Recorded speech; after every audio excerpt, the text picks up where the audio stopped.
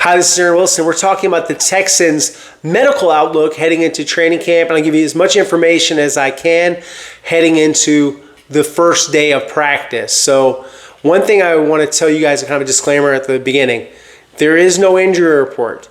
There is no official injury report filed until the start of the regular season. The first Wednesday is when they will file that report. Of course, D'Amico Ryans and the Texans are free to do any other updates, and when it comes to the roster, all of those things happen. They will give roster updates and things like that, or you just won't see the guy practicing, and we'll do our best to keep you updated.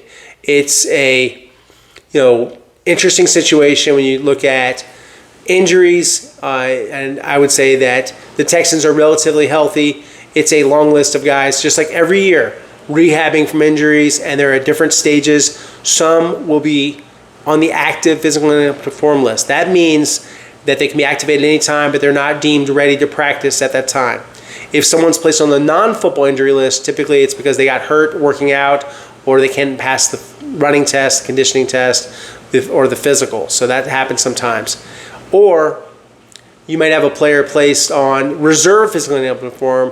In that case, they are, not eligible to be activated, and you can also place players on injured reserve. At some point, I expect them to have Tank Dell on injured reserve as Tank recovers still, and he's making great progress, but it's just such a serious injury from ACL, MCL, LCL, and the dislocated kneecap suffered against Kansas City Chiefs in December. So let's start with the injury I get the most questions about, and that's Joe Mixon. So Joe had high ankle sprains last year. They were aggravated, caused by these I should call them not high ankle tackles, but that's another word we probably could use for another phrase. But these are the illegal hip drop tackles that the NFL hasn't done a great job of enforcing, but they are fining guys afterward. So they're saying, hey, in their actions and in their punishment, that these tackles are illegal.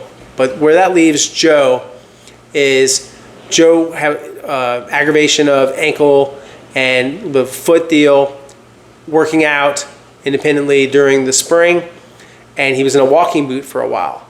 Then it's a protective walking boot. He then got out of the walking boot and he was in a lace-up brace. And then he got out of the brace, and then he's increased his mobility. He's been working out all summer, and I don't think that they will have him ready to practice on the first day. I think they will ease him in and just have him at some point in the spring, some point in the camp, have him get back out there and start forming that tandem with Nick Chubb, which could be very formidable. But the most important question, will he be ready for the Rams game? I believe so. Yes, I expect that. So I was told he's doing, quote, great. So that is the good news on Joe Mixon. But like I said, the goal is the Rams game. It's not about showing you guys, hey, I'm practicing, and don't worry. It's not about that. It's about what's best for the team, big picture, and the player, and of course his health. Texans offensive tackle Trent Brown, all 6'8", 380 pounds of him, tore a patellar tendon in his right knee last year. Dr. Dan Cooper, the Dallas Cowboys team doctor, is a surgeon, and he recently cleared him for all football activities. So when he will get out there, I think there's still an easing in to camp gradually because he missed so much time. Dameon Pierce missed time in the spring with a strained quadriceps, minor injury, missed some time. I'm told he is ready to go, full go, for training camp, so he's expected to be ready. Rookie wide receiver Jaylin Noel had a minor strained hamstring. I'm told he's also full go for training camps. That's good news about Noel, good news about Dameon Pierce. They're going to ease Denico Autry with an eye toward the Rams game. He is 35 years old. He had a knee injury last season. He is still getting over that, and mostly what they do is they have him work on conditioning because he knows every trick in the book as far as how to rush the passer, how to stop the run. So Autry had 3 sacks in 10 games and another sack in the playoffs. He missed 6 games with a performance-enhancing drug suspension. I think they get more out of him this year. And then Brevin Jordan is running at high speeds, tore his anterior cruciate ligament against the Chicago Bears early last season, and he's been making great progress, so I expect him to be eased into training camp too. You'll hear that word from me a little bit, where they don't have a guy play from the first day. But that doesn't mean that he won't be ready at some point. Of course, Tank Dell will not be practicing. The aforementioned Tank. Jimmy Ward, I updated in another video, had off-season foot surgery. He is not ready to practice yet. He is running. He is making progress. This is not because he has a case that he's not practicing. That is the decision of the medical staff that he's not ready. It's not just an excuse. It's a deal where the foot isn't ready for him to get back out there.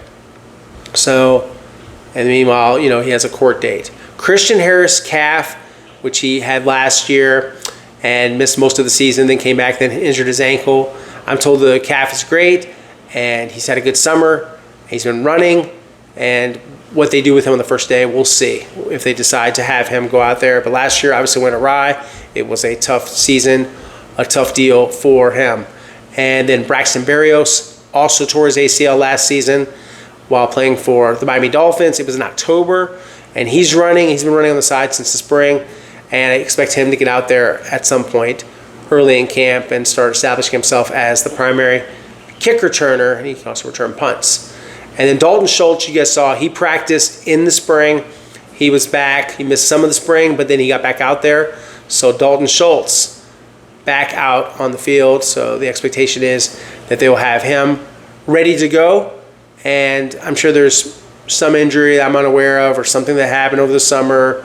But yeah, I'll do my best to provide as many updates as I can, because I know you guys are interested in this, and so am I.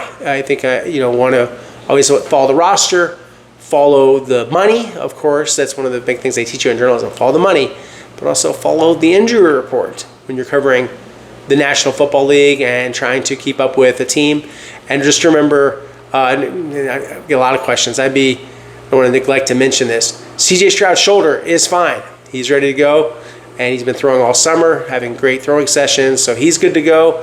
You'll have CJ out there. Graham Mertz is expected to be ready. He tore his ACL last year playing for the Florida Gators, the rookie quarterback. He's expected to be cleared to practice in training camp. I almost forgot to mention Graham Mertz. And so you have a lot of guys out there. Pretty healthy offensive line, pretty healthy defensive line, pretty healthy linebacker core. And the secondary also healthy heading into camp, and the special teams. So you've got a few injuries there. You're looking at running back, wide receiver, and a tight end with Brevin Jordan.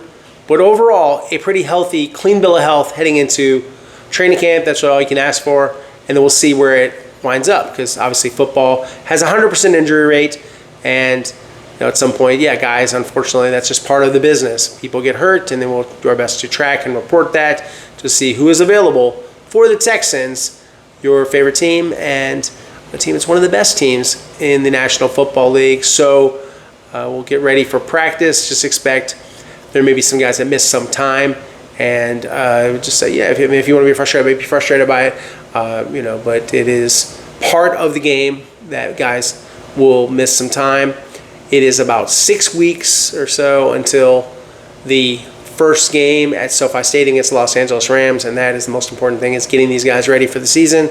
That's why you probably hear some frustration sometimes from DeMeco Ryans when he's asked a lot of injury questions, because one, he doesn't have to talk about it. He's not, under the NFL media guidelines, does not have to discuss in depth the health questions that he gets. And then, in terms of the time factor, missing a game is a lot more serious than missing practices. Practices are important, but they aren't as important as games, of course, and they don't count in the standings. So, please keep that thought in mind. And that's what we'll try the approach I take. That's my philosophy toward it, having covered the National Football League for a while, just trying to keep up with the injury factor. But, injuries are part of sports, all sports. And, guys, thanks so much for the likes, the follows, the subscriptions, and being part of my growing channel. I'm learning as I go. This is going to be my first time starting training camp with YouTube. Last year, the channel was launched on October 13th. We now have about 11,100 people that are following along. So, guys, thanks for joining me. And please look for more content. We're going to keep it locked here. And, of course, I'm on television at KPRC2. And at www.click2houston.com is where you can find my articles, which are free of charge. I appear on Sports Talk 790. I'm on Instagram at AaronWilson7128.